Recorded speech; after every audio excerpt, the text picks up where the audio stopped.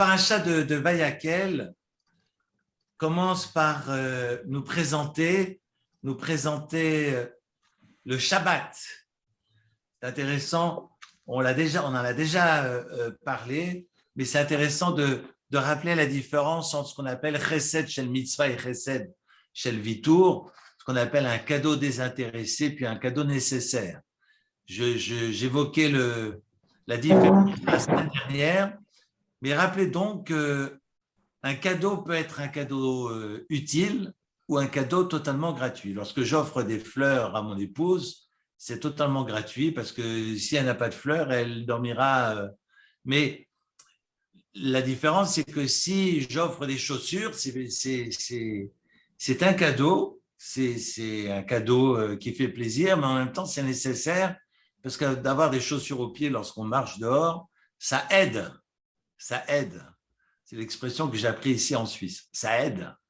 Alors voilà. Donc, c'est dire que le Shabbat est un cadeau qui est nécessaire, alors que le chesed, le cadeau représentant le Mishkan, est un chesed shel vitour en hébreu, qui veut dire un chesed de désistement, un chesed désintéressé, un chesed, un cadeau qui est gratuit. Et là, vraiment, autant avant la faute du veau d'or, Dieu voulait livrer ce Mishkan, ce cadeau gratuit au Ham Israël, autant après la faute du veau d'or, finalement, on va changer notre fusil d'épaule, si j'ose dire. On est sur un nouveau paradigme. On l'a évoqué la semaine dernière, mais pour moi, c'est important de revenir là-dessus. C'est que le rapport à Dieu doit passer par la transmission orale. La tradition orale devient nécessaire après la brisure des premières tables de la loi. Et lorsque Moshe Rabbeinu va briser les tables et va graver à son tour les secondes tables de la loi, à la demande de Dieu, alors on passe par la main de Moshe pour comprendre notre rapport à Dieu. Je trouve le sens au divin et à la transcendance par le biais, par le truchement.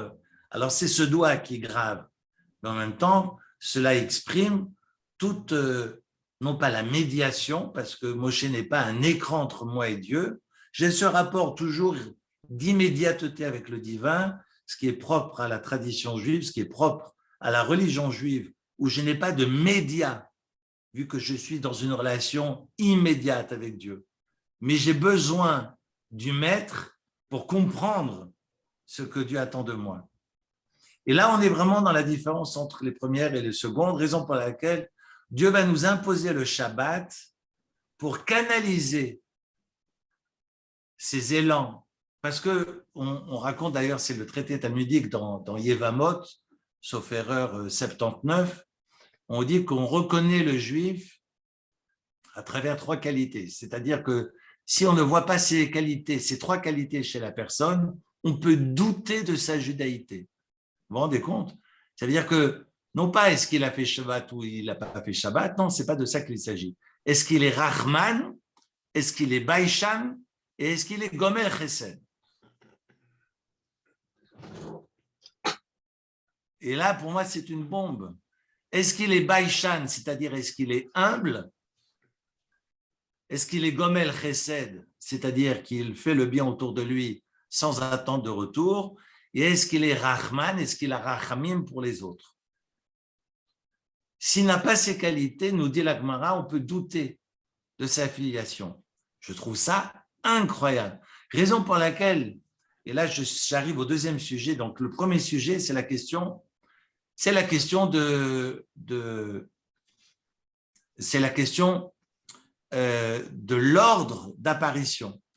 On a évidemment une juxtaposition entre le Shabbat et le Mishkan, et de là déduiront les maîtres que les lois du Shabbat sont les lois qui désignent les travaux que l'on pratiquait, que l'on effectuait au sein du Beth Amikdash, et uniquement au service et dans le culte de Dieu. Sortis de là, ces travaux sont interdits.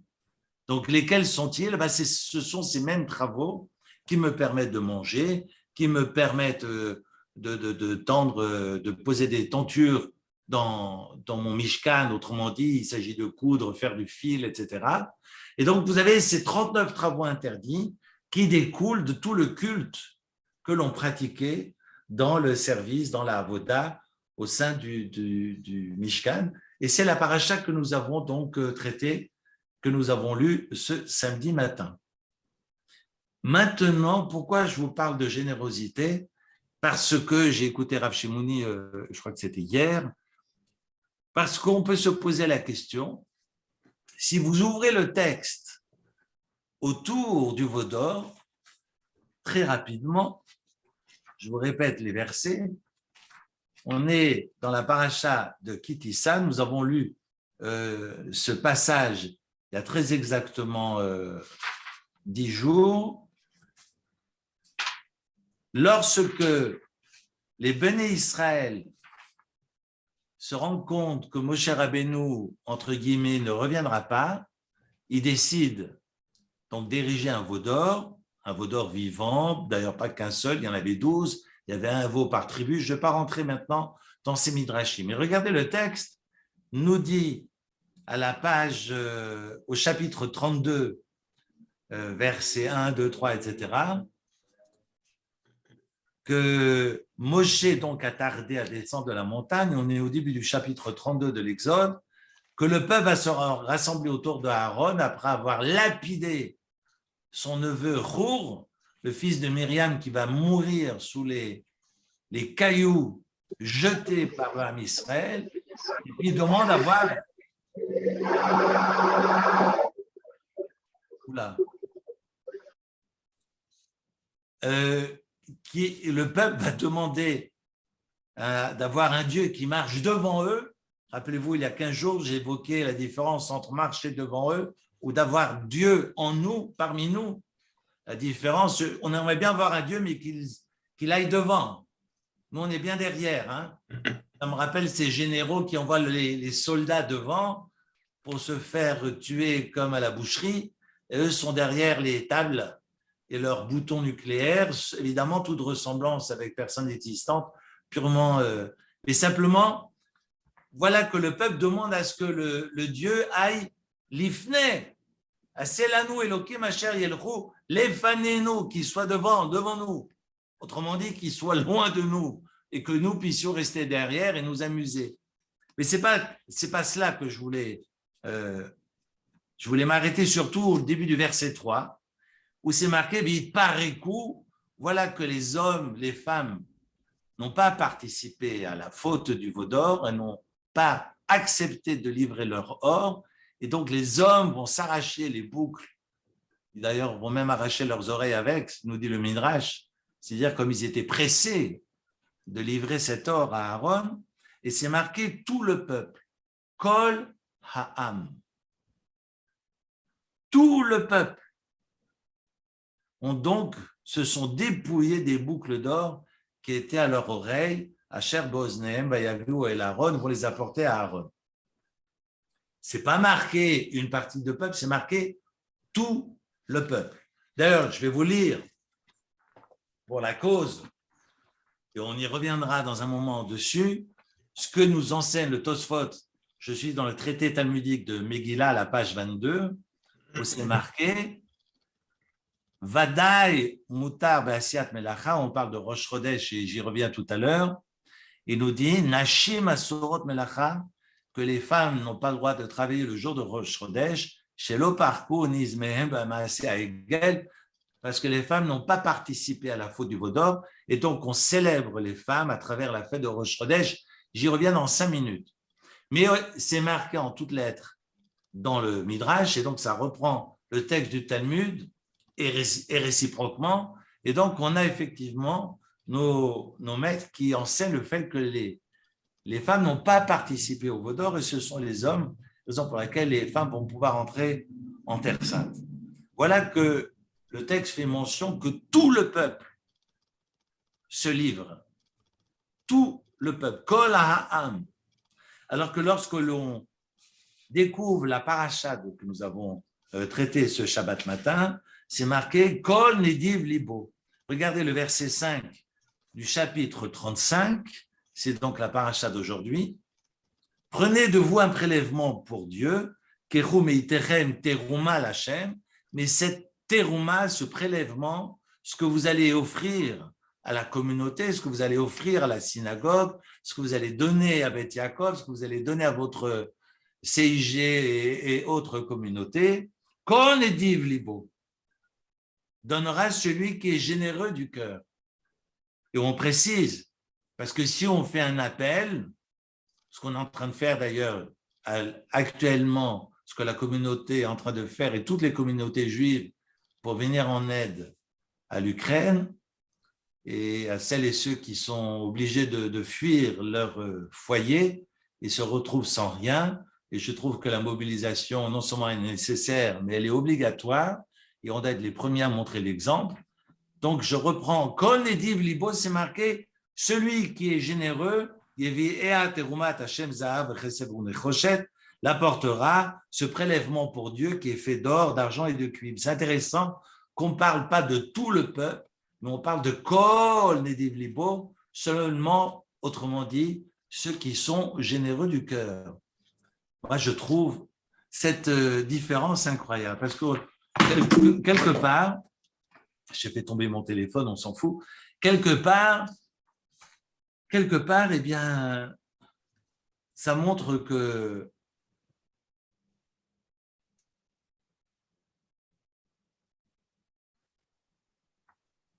je suis en train d'ouvrir un midrash que je vais partager avec vous, ça montre combien il est difficile de donner pour ce qui est, entre guillemets, le religieux. Sachez que Elé Pekoudé, que la paracha que nous allons lire Shabbat prochain parle des contes de Moshe Rabbeinu. Le Midrash dira, le Midrash Rabbah, le début de Pekoudé, dira que certains ont raillé, certains sont allés dire derrière Moshe, vous voyez comme le coup du fils d'Amram a bien grossi. Il avait sans doute du 41, maintenant il est obligé de mettre du 43 à tour de chemise. Je fais l'idiot, mais pour que vous compreniez, je parle du coup. Et que ce coup du fils d'Amram, ce n'est même pas le coup de Moshe Rabbeinu, mais le Midrash nous dira, regardez, certains ont raillé en disant, montrant du doigt Moshe, regardez comme il est gras du cou. Et de là, certains de répondre, c'est normal, il s'en est mis plein les poches.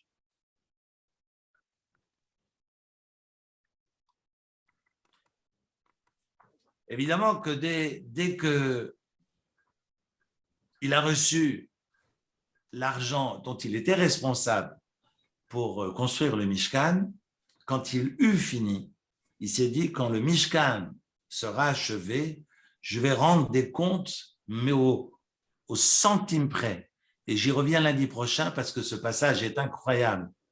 Où Moshe Rabbeinu va dire, je vais expliquer de la manière dont j'ai utilisé l'argent jusqu'au dernier centime pour prouver que ce que j'ai mangé ne vient pas de là. C'est vrai que les poulets de chez Orencash m'ont permis d'être mieux aujourd'hui. Je souris, mais parce qu'ils sont très bons d'ailleurs, mais ça ne vient pas de la caisse commune de la synagogue. Je n'ai pas pris l'argent là-bas pour aller me servir à la boucherie d'à côté.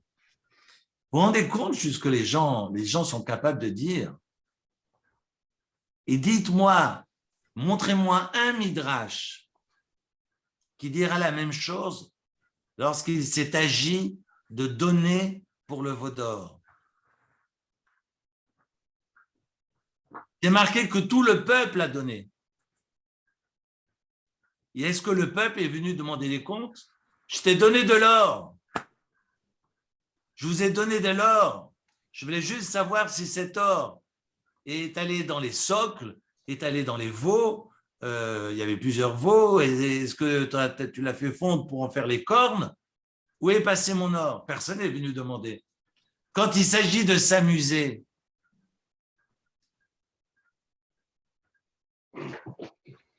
j'organise une soirée une bamboula dans les caves de la grande synagogue, évidemment, on trouvera toujours des gens pour... je suis méchant, mais le problème, il est là, c'est que la Torah insiste sur le fait qu'on va demander des comptes à Moshe Rabbeinu. Plutôt, on ne va pas demander des comptes, mais on va railler Moshe Rabbeinu et Moshe Rabbeinu dira « je ne laisserai pas passer ». Parce que quand il s'agit du religieux, et je le dis dans le sens laudatif ou péjoratif, eh bien, tout le peuple veut savoir où sont passés les centimes. On a donné de l'argent à la communauté, on veut voir les comptes. Parce que peut-être que finalement, le grand rabbin s'est acheté une grosse voiture grâce à nous. D'ailleurs, ce serait scandaleux que le grand rabbin ait une voiture. Parce que s'il représente le religieux, il doit marcher à pied ou à la rigueur acheter un âne pour aller au cimetière. Mais de grâce, pas une voiture, pas une moto. Que dis-je? Parce que c'est notre argent. Mais est-ce qu'on s'est une fois posé la question, où va l'argent quand il s'agit de s'amuser? Pourquoi pour le veau d'or, on ne demande pas de compte, alors que quand il s'agit de donner de l'argent à la communauté, pour l'édification, l'érection du Mishkan, on vient demander des comptes, entre guillemets, sous-entendus, avec tous ces entendus à Moshe Rabbeinu. Mais c'est scandaleux. C'est scandaleux. Raison pour laquelle j'insiste sur le traité de Yevamot, où Chazal et Chachamim diront celui qui n'est pas Baïchan, qui n'est pas un peu humble, on peut se poser les questions de savoir s'il est juif ou pas. S'il n'y a pas chez l'autre de l'humilité, et s'il n'y a pas de Rachmanout et de Gmilut Chassadim, on peut se poser des questions s'il est juif ou pas. C'est pas moi qui le dis, hein. C'est la Gemara dans Yevamot. Je trouve que c'est une bombe. Raison pour laquelle je me suis autorisé à râler ce Shabbat. Lorsque j'ai rédigé mon Shabbat Shalom, on m'a dit que j'étais gentil, mais bon, pour moi, j'étais en colère quand je l'ai écrit. C'est qu'effectivement, tout le monde a donné. Et tous les Mefarshim insistent sur la grande générosité, parce qu'on sait que c'est une dimension ou une qualité qui est naturelle et profonde dans le Ham Israël. D'ailleurs, c'est peut-être pas ma chita, c'est peut-être pas ma vision du judaïsme, et j'irai peut-être pas m'installer à Bnei Brak, mais s'il y a un lieu où vous ne dormez pas dans la rue, et vous aurez toujours un lieu pour ou dormir, ou manger, c'est Bnei Brak. Dans chaque binyan, dans chaque maison, dans chaque immeuble, vous avez un gemach. Vous savez ce que c'est un gemach? C'est ce qu'on appelle Gemilut Chassadim. C'est l'abréviation de Gemilut Chassadim. J'ai pas la voix. C'est ce qu'on appelle comme une soupe populaire, mais en fait, c'est comme Emmaüs, mais la version, mais pour les objets, pas seulement pour la nourriture. Dans chaque immeuble, vous avez un gemach. Vous avez des gemachs de tétine pour les enfants, vous avez des gemachs. Je me suis promené avec ma femme dans la rue Rabbi Akiva à Bnei Brak. Il y a les gens qui ramassaient du pain, je me suis approché et en fait, il y avait des cartons devant une boulangerie qui venait de fermer où elle avait mis tout le pain dehors et ceux qui avaient faim pouvaient venir se servir. Et il n'y avait pas que des gens en haillons qui venaient se servir. Il y avait monsieur tout le monde, cravate ou pas cravate, les gens viennent se servir. J'ai en l'occurrence mon oncle qui vit comme ça à Bnei Brak sans me cacher de cela, mais vous aurez toujours un lieu où dormir. Vous l'avez, évidemment, il y a suffisamment de mikvaot ouvertes la nuit comme le jour pour vous laver. S'il y a un lieu où il y a de la tzedaka à profusion, allez à Bnei Brak et ouvrez les yeux. Alors évidemment, vous me direz, bah alors pourquoi tu ne vas pas y vivre? C'est parce que je suis en admiration pour certaines choses, mais voilà, j'ai mes défauts aussi. Donc, je préfère aller vivre à Jérusalem ou au bord de la mer. Mais pour que vous compreniez que veut dire la générosité. Alors, je reviens maintenant au sujet que je partageais, il y a cette qualité profonde qui est la générosité du Ham Israël et qui va montrer qu'en termes lorsque Moshe va faire un appel aux dons, en l'espace de 2 jours, le peuple va donner. 2 jours. D'ailleurs, les Nessim, les chefs de tribu vont se retrouver le bec dans l'eau parce qu'ils se disent non, non, non, ça c'est notre boulot. Et puis ils regardent un peu de haut les 100 dents et puis finalement la populace va passer devant eux et vont se réserver ensuite les pierres précieuses. Il y a eu quand même quelques, j'allais dire, quelques difficultés que vivront les Nessim quant aux dons, aux matanotes qu'ils vont faire, parce qu'ils vont traîner à donner et d'autres donneront avant eux et auront le mérite d'avoir donné alors qu'ils se sont dit non mais ça c'est pas pour la populace, ce sont les chefs de communauté qui doivent donner ce type de pierre ou ce type de don, cela nous est réservé. Pas du tout, tout le monde a donné. Donc c'est vrai que dans le bon sens du terme, là je suis admiratif et respectueux du fait que le klal Israël donnera, tout le klal donnera pour l'édification du Mishkan. Et ils ont compris que c'est en donnant pour le Mishkan que la faute du veau d'or sera pardonnée. Dans cet élan, et la raison pour laquelle je réitère ma colère de vendredi dans mon Shabbat Shalom, c'est que quand il s'agit de pierre, les gens donneront plus facilement. Et je tiens à ce propos aussi pour avoir lu un papier de Rav Adas Lebel, c'est un Rav qui a vécu une cinquantaine d'années dans le nord de la France, qu'il y a cet élan qui est facile lorsqu'il s'agit de mettre son nom sur la pierre, mais quand il s'agit de donner pour des hommes, c'est plus compliqué. Je donnais l'exemple Shabbat. À l'époque du Temple, de la Gemara, l'époque talmudique, d'Amoraïm, on finançait ce qu'on appelait des batlanim. Un batlan, aujourd'hui, si vous entrez dans une yeshiva ou dans une synagogue où on étudie, les gens vous diront, voilà, ça c'est le batlan, c'est-à-dire le glandeur, celui qui fait rien et qui fait semblant d'étudier, il est juste assis sur la chaise, près du radiateur, pour pouvoir dormir correctement. Mais ça, c'est le slang d'aujourd'hui. Ce qu'on appelait un batlan du temps des Amoraïm, c'est ceux que l'on payait pour être les piliers de synagogue. Et on payait toujours 3, 4 personnes pour assurer au Beth Midrash, pour assurer le minyan, le quorum lors de la prière. Imaginez que j'aille dire à quelqu'un, s'il te plaît, donne-moi 300 francs pour que ce mois-ci, je puisse assurer le minyan et je vais donner cet argent à 2, 3 étudiants qui vont m'assurer le minyan.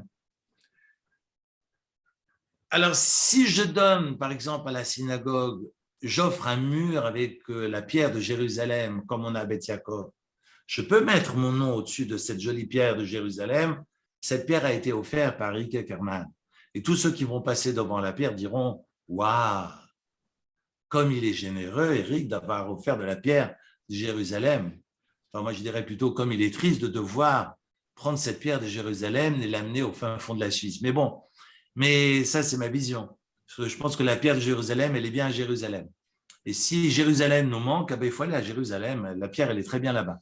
Mais bon, trêve de plaisanterie. Mais au lieu de mettre mon nom sur la pierre, on viendra me dire, tu as donné 300 francs pour assurer le minyan.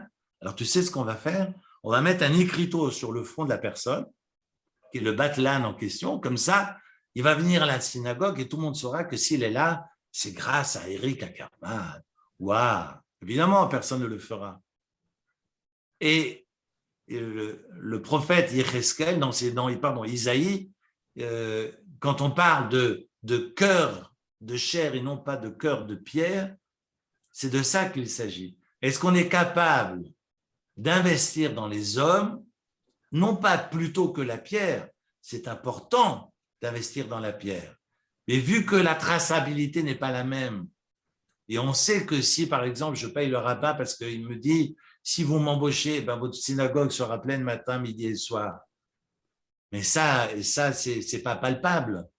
Je peux toucher le rabbin chaque fois que je rentre à la synagogue en disant, ça, c'est mon bien à moi, parce que j'ai donné des sous à la communauté pour pouvoir financer sa venue. Mais bon, il me dira, en temps de Covid, soyez gentil, ne me touchez pas. Mais c'est vrai que ce n'est pas palpable. C'est pour ça que je sème la zizanie en disant on a un problème. Parce qu'on sera capable d'être généreux pour de la pierre, mais est-ce qu'on sera capable d'être généreux pour autre chose que de la pierre? Et là, on est dans la mobilisation pour un service en Ukraine et ailleurs. Et là, on parle d'humain, on ne parle pas seulement de pierre. Est-ce qu'on est capable de nous investir dans l'humain et de nous investir autant que dans la pierre? Voilà la question que je me suis posée et que j'avais envie de partager avec vous. Les psaumes, alors je vous lis le psaume, les psaumes disent qu'il est très difficile sur le plan individuel, il est très difficile finalement de nous investir pour la parole de Dieu. Pour le veau d'or, Kol Ha'am, tout le peuple a donné. Mais est-ce qu'on est capable d'un même élan finalement pour la parole divine? Lorsque Dieu me dit, viens à la synagogue, viens prier le matin, viens prier le Shabbat, participe au Tzedakot, va donner un coup de main au service social, va donner un coup de main. Est-ce qu'on est capable? Il y a par exemple des livraisons de paniers pour le Shabbat, pour les fêtes, pour Pessah. Est-ce que je suis capable de prendre ma voiture et de passer une semaine à livrer ces paniers dans tout Genève? Est-ce qu'on est capable pour la parole de Dieu d'avoir ce même élan? Alors, le roi David nous répond, c'est très difficile, c'est très facile finalement à comprendre. C'est difficile à faire, mais c'est facile à comprendre. C'est marqué Barechu Hashem, Malachav Gibor Echoach, Ose Devaro, Ishmoa Bekol Devaro. C'est le verset 20 du chapitre 103. Bénissez l'Éternel, vous ses anges, héros puissants, Gibor Echoach. Traduction quand même incroyable. Ce qu'on appelle les personnes qui sont capables de faire des mitzvot et qui sont capables de s'investir pour la parole divine, ce sont des giborei koach, giborei choach, c'est-à-dire des forces de la nature, des héros qui ont toute la force et qui exécutent finalement la parole divine. Vous voyez que quand il s'agit de s'amuser, kol ha'am, va'it pareku kol ha'am, tout le peuple est capable de donner. Quand il s'agit de lever les yeux au ciel, giborei choach, ça demande un effort. Ça ne demande pas un effort de s'amuser, mais ça demande un effort de lever les yeux au ciel.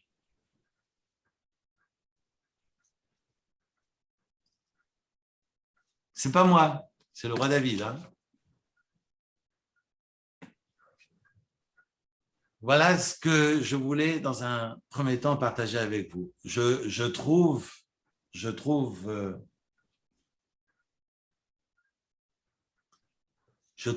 les contes de Moshe Rabbeinu, je trouve ce décompte gravissime. Il est obligé de passer par là pour que personne ne médise et ose penser que Moshe Rabbeinu s'est mis des sous dans la poche. Vous vous rendez compte que la Torah fait part de ce décompte, de ce comptage de Moshe Rabbeinu pour qu'on n'aille pas dire des bêtises sur son compte, sur son dos. Je trouve ça gravissime. Évidemment, si la Torah insiste là-dessus, c'est qu'on doit aussi apprendre à donner à bon escient, bien sûr. Et il y a dans le Midrash, Midrash que je lisais tout à l'heure, réfléchis, que veut dire donner pour la bonne cause? Comment peut-on juger si une cause est une bonne cause ou pas? Mais ça, c'est effectivement, ça mérite qu'on y réfléchisse une heure entière. Je vais continuer. Ça, c'est notre paracha de Vayakel. Et j'évoquais le traité talmudique de Megillah, où je parlais des femmes qui n'ont pas donné leur or, qui ont refusé, et les hommes étaient tellement pressés d'avoir cet or qu'ils se sont même arraché les oreilles, nous dit le Midrash. Maintenant, pour la petite histoire, je crois que j'en ai parlé la semaine dernière, ils vont mettre ça dans les mains de Aaron. Ils ne vont pas mettre ça par terre. Aaron aurait dû demander à ce qu'on mette ça par terre, parce qu'on sait que ces sorciers, ou plutôt la sorcellerie qui vient d'Égypte est parmi la plus forte, ou sinon la plus forte du monde. Le Midrash dira que 9/10 du kishouf a été donné aux sorciers égyptiens. Rappelez-vous, on en a parlé avec le Nil et les grenouilles, et c'est pour ça que quand ça passe par l'eau, le kishouf disparaît. Eh bien, ce kishouf va tenir, kishouf veut dire la sorcellerie va tenir parce que Aaron va tout mettre dans ses mains, n'aura pas le temps de se retourner, de réfléchir et de se dire qu'ils posent leur or par terre et après on va voir ce qu'on va faire avec. Le fait d'avoir mis tout ça dans ses mains va entraîner la dégringolade que l'on connaît parce que les enfants de Bilam qui sont égyptiens vont pouvoir agir sur Aaron. Le fait qu'il met tout ça dans ses mains directement. Donc, il y a ce prélèvement. Les gens vont poser ça directement dans ses paumes. Alors, on sait, et là, c'est la raison pour laquelle je voulais m'attarder, le fait que les femmes n'ont pas participé au veau d'or et que la Torah vient nous dire que du fait qu'elles ont fait cet effort. Et la Torah va nous dire aussi, je vous invite, parce que je pense que c'est un passage capital, lorsqu'il s'agit dans la paracha de Vayakel, du kior, c'est-à-dire du lieu où les prêtres vont se laver les mains pour se purifier, ce lieu par excellence, ce lieu de purification, eh bien ce kior est fait des miroirs des femmes. Et j'aimerais juste que vous regardiez le texte. Je suis juste en train de regarder pendant que je vous parle.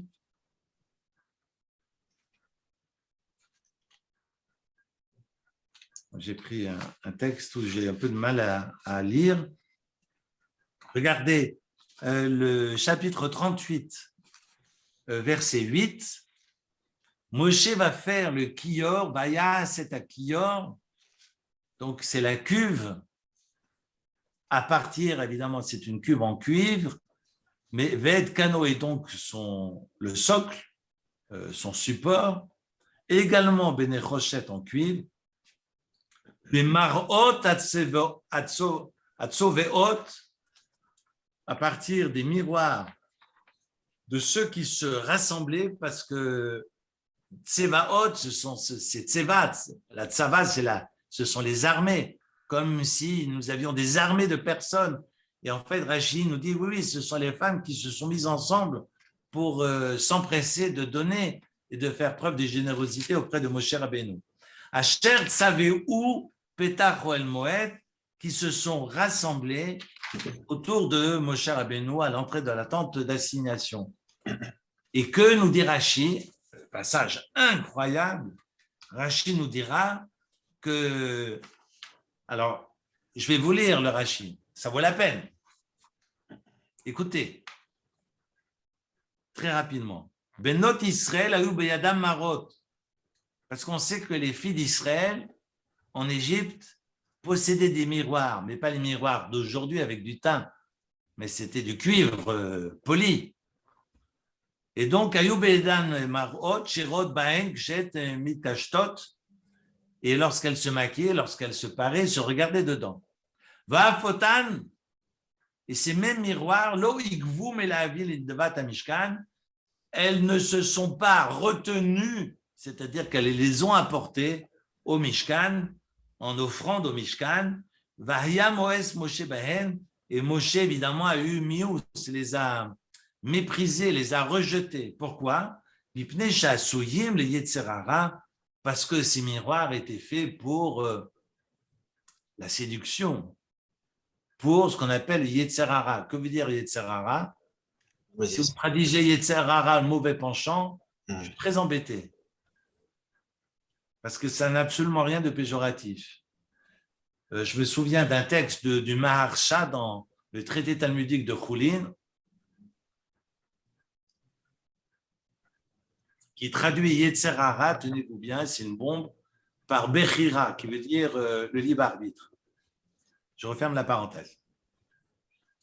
Je sais qu'Albert, on va avoir un échange après sur le Yetzerara.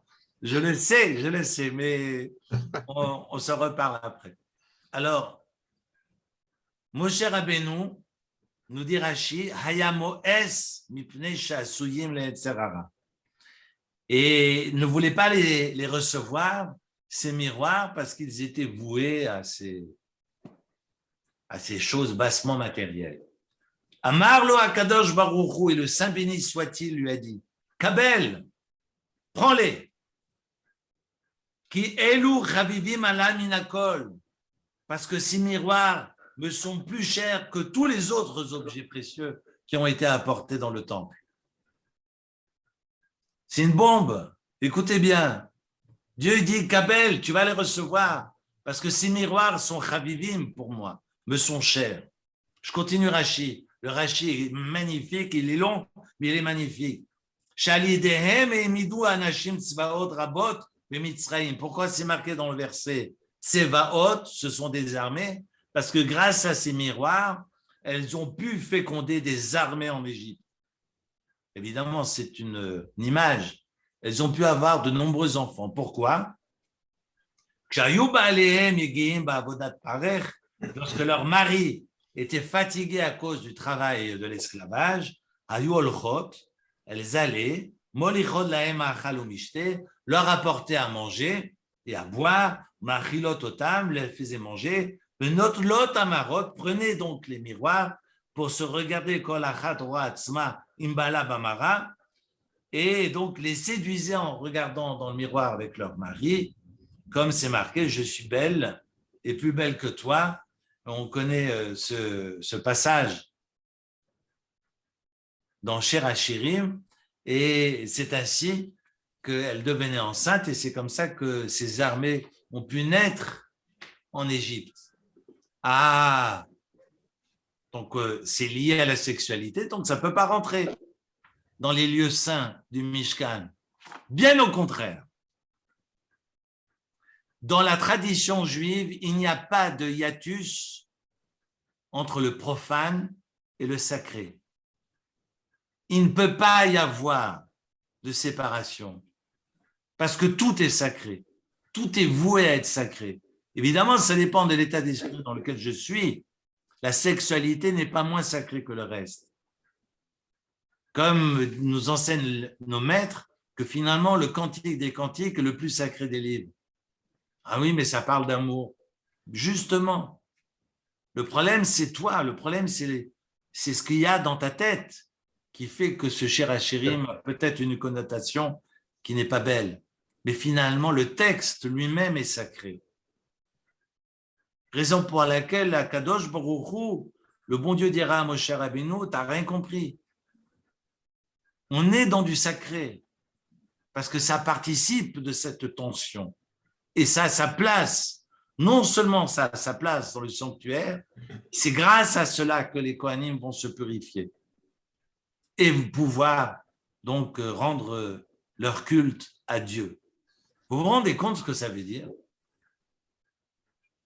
Quand on dit qu'il n'y a pas de séparation entre le profane et le sacré, que si je me marie, je n'ai plus la place en tant que rabbin, si j'ose dire, parce que c'est bassement, non. Bien au contraire, la tradition juive donne autant d'importance à cette dimension et évidemment est tributaire de l'état d'esprit dans lequel je suis, mais ça peut être dans cette orientation, c'est-à-dire que j'aurai de la kedusha. La kedusha est d'ailleurs un processus et non pas un état d'être. Je suis dans ce processus, je suis dans ce cheminement vers Dieu, et c'est pour ça qu'il y a autant de kedusha dans la sexualité que dans le reste. C'est pas moi qui le dis, c'est ce que je viens de vous lire, c'est le Rashi. Moshe Rabbeinu pensait qu'on ne pouvait pas faire d'amalgame, et le bon Dieu lui a répondu, tu n'as pas compris, si j'ose dire. Et tu dois accepter les marot pour faire le kior, et confectionner ce lieu de purification au sein du sanctuaire. Pour moi, c'est une bombe.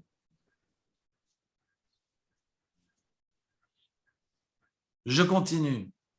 Les femmes ont refusé de donner leur or, nous enseigne la paracha dans Kitissa. Et on apprend dans Megillah, dans le traité talmudique de Megillah, que les femmes, effectivement, vont venir et le bon Dieu va demander à Moshe Rabbeinu d'accepter leurs dons. Elles n'ont pas donné pour le veau d'or et elles vont venir pour le Mishkan. Elles seront accueillies par Moshe et tout sera pris pour le sanctuaire. On sait que au début du deuxième chapitre, lorsque Isha est créée du côté, du côté de l'homme, on sait que le bon Dieu dira « Et Selo Ezer Kenegdo, je ferai une aide contre lui ». Ce Kenegdo est important, parce que c'est peut-être ce Kenegdo qui fait que l'homme est vivant, parce que ça ferait longtemps qu'il se brûlerait, mais le fait qu'il y ait justement non pas conflit, mais qu'il y ait capacité de différenciation, eh bien ça permet et à l'un et à l'autre d'exister et d'être vivant. Sinon, et l'un et l'autre se confonderaient et se brûleraient. Ezer Kenegdo veut dire une aide contre lui. Mais ce n'est pas une aide avec lui, c'est une aide contre. Parce que c'est parce que c'est contraire que ça permet et à l'un et à l'autre d'être entiers. Et non pas la moitié de l'autre. Je ne sais pas quelle moitié je donnerais à ma femme, parce que je préfère garder mes deux oreilles, mes deux narines, mes deux bras. Et puis, comme disait Coluche, si c'est ne faire qu'un, alors c'est lequel des deux? Donc, j'ai tout intérêt à rester entier, même après la vodka du samedi soir. Je dis ça parce que j'ai des élèves, on a des shiurim passionnants le samedi après-midi à la choule. Simplement, nous enseigne donc le traité talmudique de Megillah, et c'est repris ensuite par Rabbi Yosef Karo dans ses écrits dans le Shulchan Aruch, que Rosh Chodesh est la fête des femmes. Et que les femmes ne travaillent pas le jour de Rosh Chodesh, contrairement aux hommes. Et c'est marqué Mutar Basiat Melacha concernant les hommes, que les hommes ont le droit de travailler.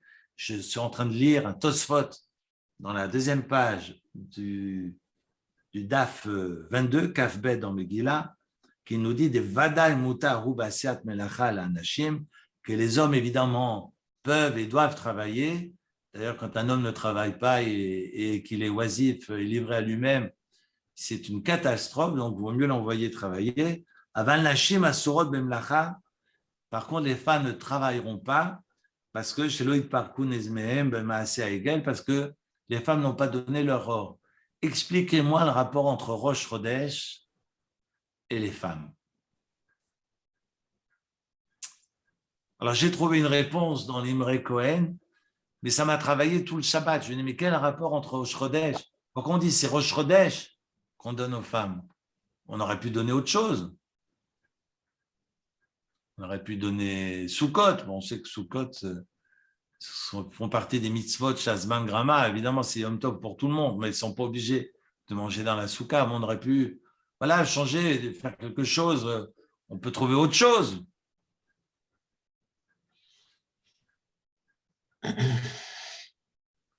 J'ai plein de blagues qui me traversent l'esprit, mais je me retiens. Donc, les blagues, ça sera pour après.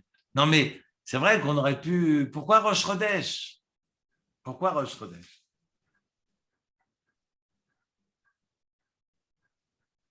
Est-ce que vous avez une idée?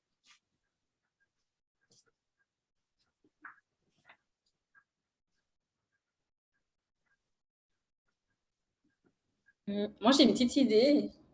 Oui.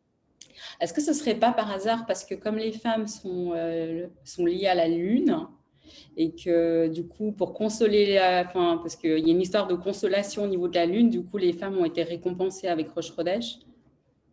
Quelque chose lié à ça. Quelque chose d'intéressant. Ouais. Mais enfin, c'est pas, il n'y a pas que les femmes qui sont liées à la Lune. Enfin, moi, déjà, pour commencer, je suis tout le temps dans la Lune. Mais ça, c'est. Mais le Ham Israël dépend de la Lune. Tout le Ham Israël, les hommes comme les femmes. Et là, Déborah, c'est juste parce que on sait que ça aussi dans le traité talmudique de Megillah, hein, on apprend que la Lune est venue pleurer. C'est marqué les deux grands astres. Et puis après, on apprend que la Lune n'a pas la même taille que le Soleil.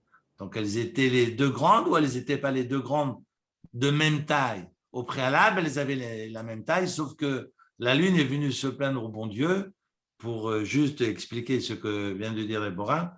C'est que la Lune est venue se plaindre et le bon Dieu a dit oui, ok, très bien, donc tu vas rapetissir. Rapetissir. Donc moi, je viens me plaindre.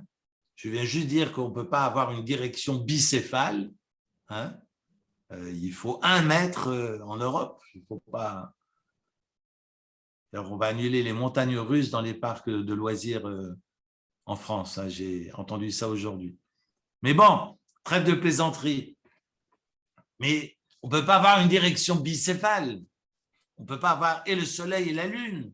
Et la lune s'exprime. Et le bon Dieu lui dit, tu as raison, donc tu vas rapetissir. Alors la Gemara nous raconte, oui, la lune pleure, dit, mais c'est moi qui apporte un conseil et je suis puni. Le bon Dieu va consoler la lune en disant, t'inquiète pas, le peuple juif comptera son temps, sera sommaire, va baser ce comptage sur toi. Sommaire, donc va baser, va reposer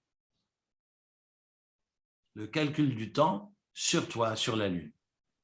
Et on le sait que le temps dépend de la lune et que la lune représente l'âme Israël parce que la lune, parfois on la voit, parfois on ne la voit pas, mais elle est toujours là.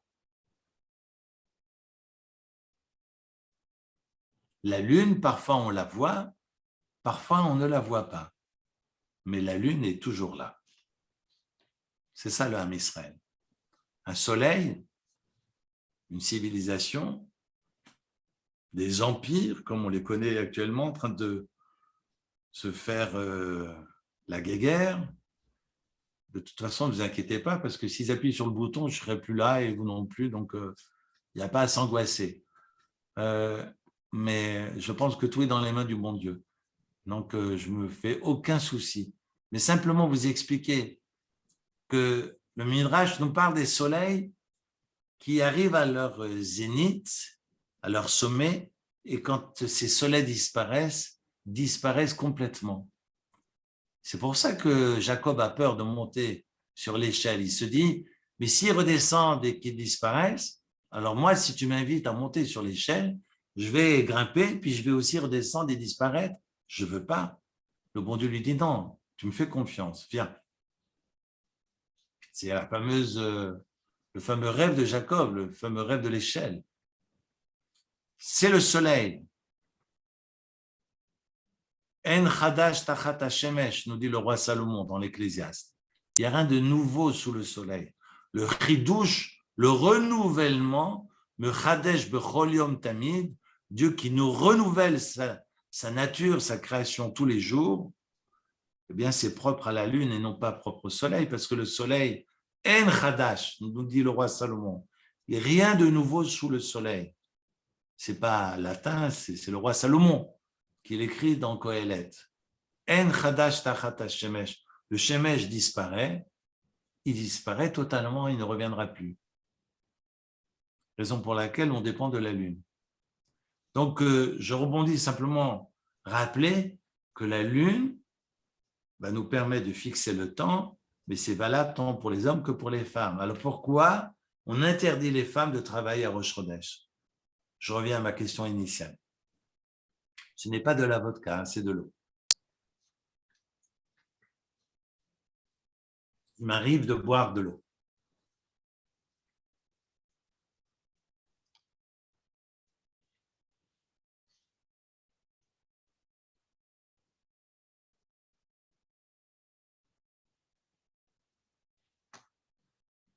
Rav Gershon Cohen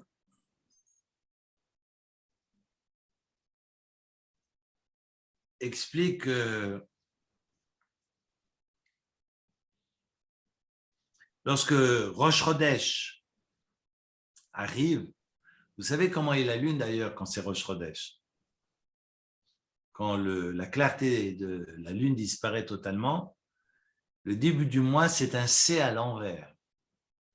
Ce n'est pas un C à l'endroit. Le C à l'endroit, c'est la fin du mois lunaire. Le C à l'envers, c'est le début du mois. Le Rosh Chodesh, la néoménie, c'est un C à l'envers. Quand vous voyez votre C à l'envers, vous savez que c'est Rosh Chodesh. Et Rosh Chodesh, sachez que c'est jeudi.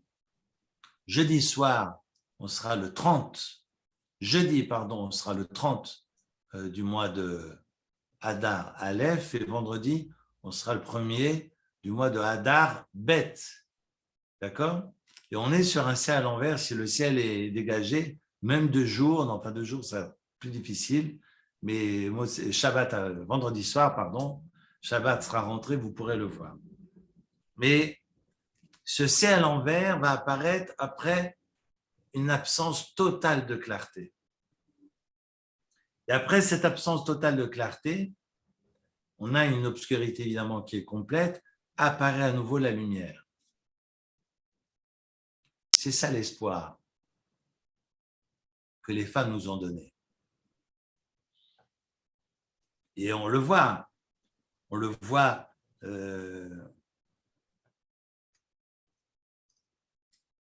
je pense à Yehudit pour Hanouka, je pense à Esther pour Purim, je pense à Myriam qui a forcé son père qui avait divorcé de revenir auprès de Chevet, sa femme, et c'est en se remariant parce que le Midrash nous raconte que Amram a dit le pharaon a demandé à ce qu'on tue les garçons, donc à quoi bon rester marié? Et Myriam a engueulé son père en disant mais là tu condamnes aussi les futures femmes qui naîtront de la relation entre toi et maman. Et si vous vous séparez, tu seras encore plus féroce que Pharaon. Tu ne peux pas faire ça. Ils vont se remarier à nouveau et suite à ce remariage naîtra Moshe Rabbeinu. C'est le Midrash qui le raconte. Donc on sait que Myriam va redonner de l'espérance. C'est ça, ce brin de clarté.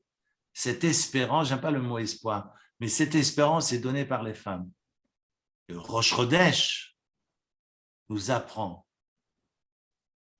cette aube qui vient et qui germe dans l'obscurité.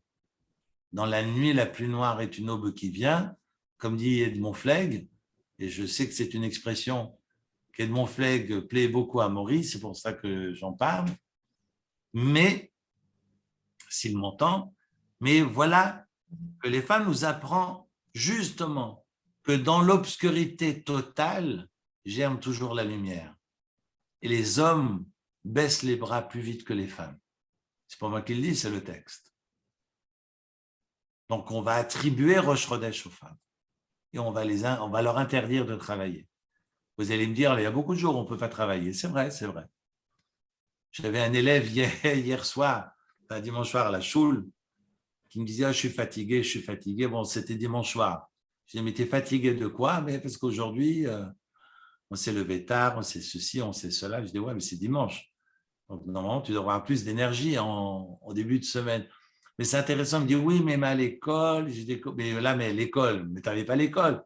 Oui, mais c'était une semaine de vacances, mais l'école va reprendre, donc ça me fatigue. Donc il y avait la fatigue d'avance que l'école, bon bref. Et après, je me suis arrêté 2 secondes et je lui ai dit, mais très cher, dis-moi, quels sont les jours où vous allez à l'école, finalement, dans l'année? Pas dans la semaine, mais dans l'année. Parce que quand on calcule les jours fériés, les week-ends, et les jours de vacances, les semaines à thème, je lui ai demandé, mais est-ce que ça t'arrive d'aller à l'école, finalement? Est-ce que ça t'arrive? J'étais un peu vache, et il m'en a voulu. Et après, je me suis dit, mais j'ai déjà entendu ce discours. À Strasbourg, une fois, quelqu'un est venu me dire, mais je ne peux pas travailler parce que le jeudi et vendredi, je dois préparer Shabbat. Le dimanche et le lundi, il faut finir de tout ranger du Shabbat. Mais après, il y a Pessah qui arrive. Après, il y a Shavuot qui arrive. Pendant l'Omer, eh bien, il y a toutes les tfilotes et il faut compter l'Omer. Après, pendant les 3 semaines en été, moi, je ne peux pas travailler parce que ce sont des semaines tristes. Et puis, il y a le 9 av derrière.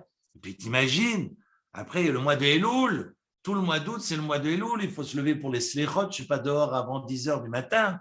Et puis après, il y a tout le mois de Tishri. Vous vous rendez compte, le boulot que ça représente de construire une souka et de se préparer aux tfilotes, d'aller chercher un loulav en bonne et due forme. Et puis après, bon, c'est fini, mais tu as à peine l'espace d'un mois pour préparer ta Hanoukia. Et puis, je vous passe les Taniyot, les jeûnes, les Shabbatot. C'est épuisant d'être juif. Enfin, il ne m'a pas dit ça, mais j'imagine que si effectivement on voit ça comme ça, je veux dire, c'est non-stop. Non-stop. Ils sont fous, ces Gaulois.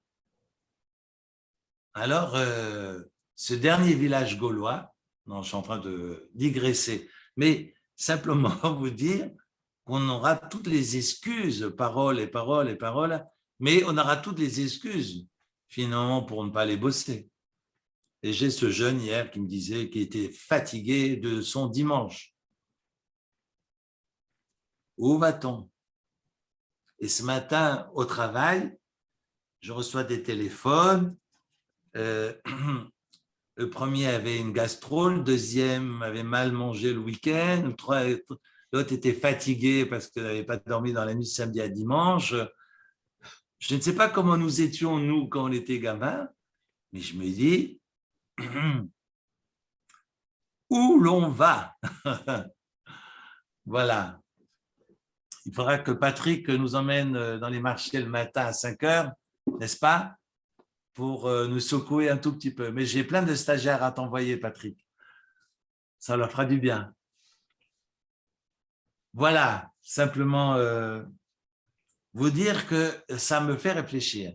En tous les cas, les femmes qui travaillent non-stop, H24, 365 jours par an, et je le signe, et je le confirme, et je le vois au quotidien, on leur demande d'arrêter de travailler à Rosh Chodesh, parce que ce sont les femmes qui ont donné de l'espoir au Ham Israël. J'aimerais finir sur une note joyeuse, parce que je vous ai assez embêté ce soir. Le pouvoir, le don de l'espoir est donc le pouvoir du chidouche, parce que la nouvelle lune, c'est le chidouche, qui douche. Azman, c'est le chidouche, le renouvellement. Et le pouvoir de renouvellement, ce sont les femmes qui le procurent.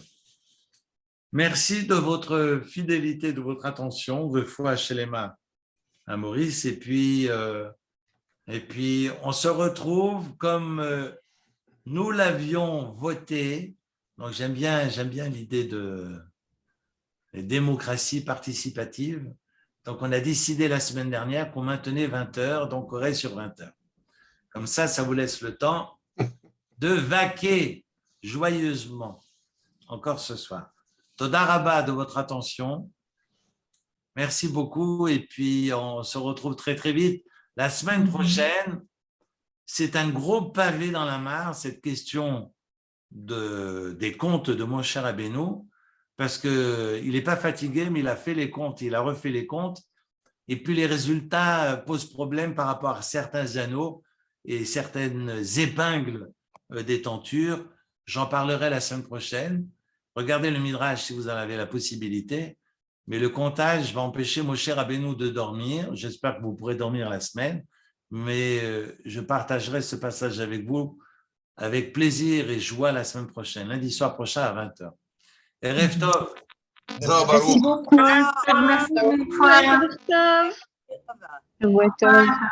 Bonsoir la Maurice. Merci. Bonsoir. À tout bientôt. Semaine prochaine. À la semaine prochaine. Au revoir.